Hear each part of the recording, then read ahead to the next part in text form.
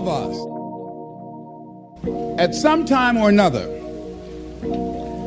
have agonized over making a decision. Some decisions are major decisions.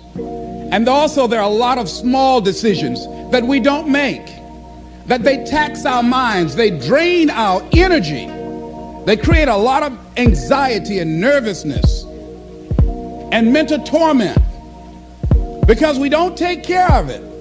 We decide not to decide, which is a decision.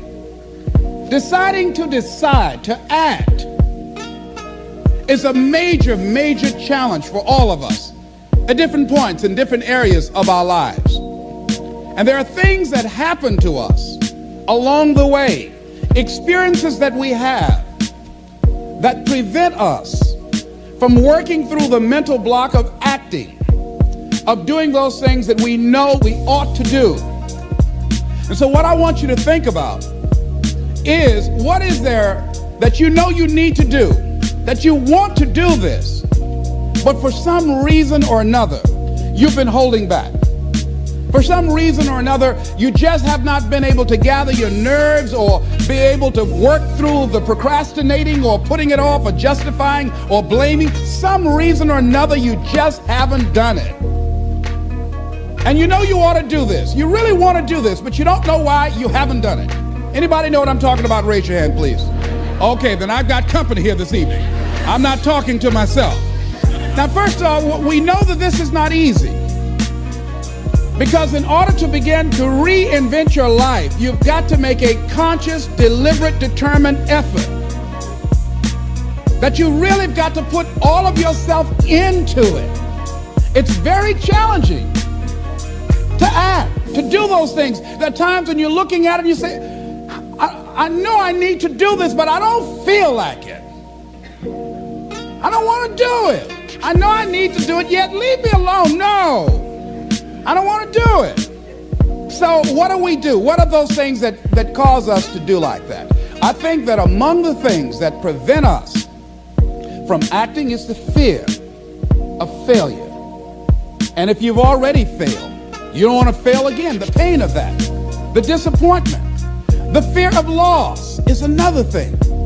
Because many times when we do those things that we know we need to do, we feel that we might lose somebody that we love very much and care about. We don't want to hurt anybody. Many of us don't act because we want other people's approval. We want everybody to like us and to accept us. And that's not possible. Many of us don't do the things that we want to do and don't act because of lack of self-confidence. We don't believe enough in ourselves. And so there are many reasons why we don't act. There are other things, though, that affect us. It's that not wanting to take personal responsibility. We want somebody else to do it. And many times we pick up our inability to do certain things from people that we love, people that we admire. We identify with them, and we live in the context of their ideas, their opinions, and their life patterns. We buy into it unconsciously. You want to begin to look out on your life and what you want for you.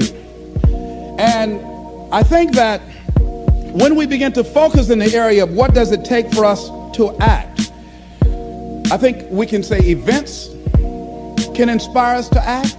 Like that particular event in his life. Circumstances.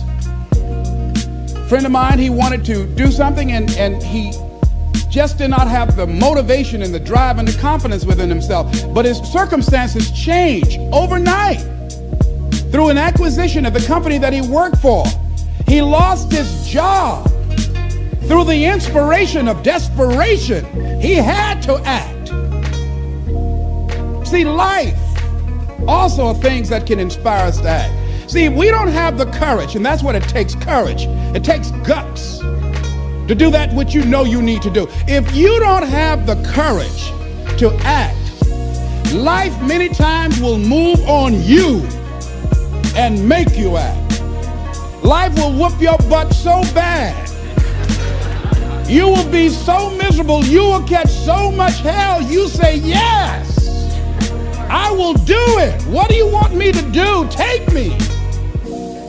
And so what I'm saying to you is that as you begin to look out on your life, this is challenging. This is not easy acting.